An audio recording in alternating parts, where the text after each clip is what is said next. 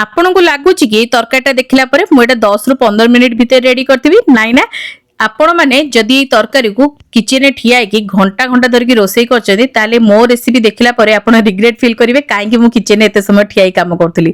तो आज आमे बहुत सहज रे गोटे बहुत ही बढ़िया काबुली चना तरकारी बनेबा मात्र 10 मिनिट रे थरे बनेले आपण आउ थरे बनिया को केबे भी भूलिबेनी। नमस्कार ओडिया बहु रोसई को आपण मानकु बहुत बहुत स्वागत। प्रथमे काबुली चना को बतुरे देबा जेति कि आपन दरकार आपन नै कि सेटा बतुरे देथिबे 4 रु 5 घंटा सेटा बढ़िया से बतुरे जिवो। तापर हमें डायरेक्ट प्रेशर कुकर ऐड करनबा।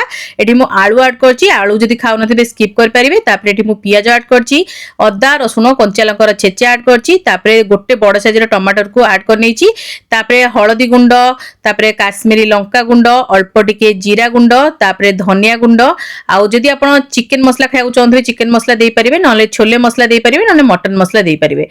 तापर आमे कसूरी मेथी दे दबा, स्वाद अनुसार लूण दे दबा, अल्प टिके चाट मसला भी ऐड करबा जदरा टेस्ट बहुत सुंदर आस्ताय। जदि आपण चाहेबे किछि गोटा गरम मसला भी ऐड कर परिबे। मु आज स्किप कर देछि, मु एमिति ही बनाए और एटा बहुत सुंदर बनताय। तापर जेति दरकार पानी मु सेटा देई देछि आ भला बरेटी मिक्स करनबा। आगुरु भी मो चैनल ले एमदी मु इंस्टेंट रेसिपी बहुत सारा रेसिपी शेयर करछि जार लिंक आपण डिस्क्रिप्शन में पाइजे, निहाती बे चेक करिवे। सतरे ए तरकाटा ने एते जबरदस्त बनि थाए, आपण 10 मिनिट रे तरकारी रेडी कर परिबे। पिठा पूरी परोटा रोटी सबुतरे खाई परिबे, भातरे भी खाई परिबे, बहुत ही बढ़िया लागिते।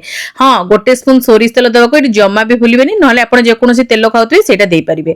भला भाबरे मिक्स करनबा। तापर हमें एठी गैस ऊपर बसै नेछि, तापर हमें आकु सिटी लगे देबा 5 रु 6 टी। आपण को प्रेशर कुकर जेति समय सिजुजी से हिसाब रे आपण सिटी लगे नेबे। एठी मोर 6 टी हुइसिले सिजी जेतला बढ़िया से। तापर मुझे पूरा प्रेशर कुकर को ठंडा करनी थी, ठंडा कला परे मुझे खोलिक आपण मानकु देखौची। देखंतु कलर केते सुंदर आछि। एडी टिके मिक्स करके हमें देखि दबा। आउ देखंतु आलू जदि आपण गोटा पकिथिबे ए स्टेज रे टिके खंड खंड कर देबे। एडी मु ऑलरेडी बड़ बड़ साइज करके आलू पकेइथिली कारण एमती बड़ बड़ खंड ही एथरे बढ़िया लागिथे। आउ देखंतु केते बढ़िया भाबरे हमर काबुली चना सिजी जाईची। एबे हमें कोन करबे ना टिके ना गरम मसला ऊपर पके दबा, आउ धनिया पत्र टिके दे दबा। टेस्ट बहुत सुंदर आसीबो। ए स्टेज रे आपण गैस को ऑन टिके कर दियंतु, लो टू मीडियम फ्लेम रे रखंतु। आउ एबे ना हम गोटे तड़का लगेबा। आपण चाहिले एमिति भी खाई परिबे, एटा बहुत बढ़िया लागथे। आपण को जणा भी पड़िबोनी आपण एथिरे तेल पके नांदी बोली। बहुत बढ़िया तरकारी रेडी हेते। आपण जदि एक्स्ट्रा छुंको न लगे उचन आपण को तरकारी पूरा रेडी। किंतु म आउ टिके भलो बासना पे छुंको टिके लगे दोची। गोटे स्पून सोरिष तेल गरम कर देतिली।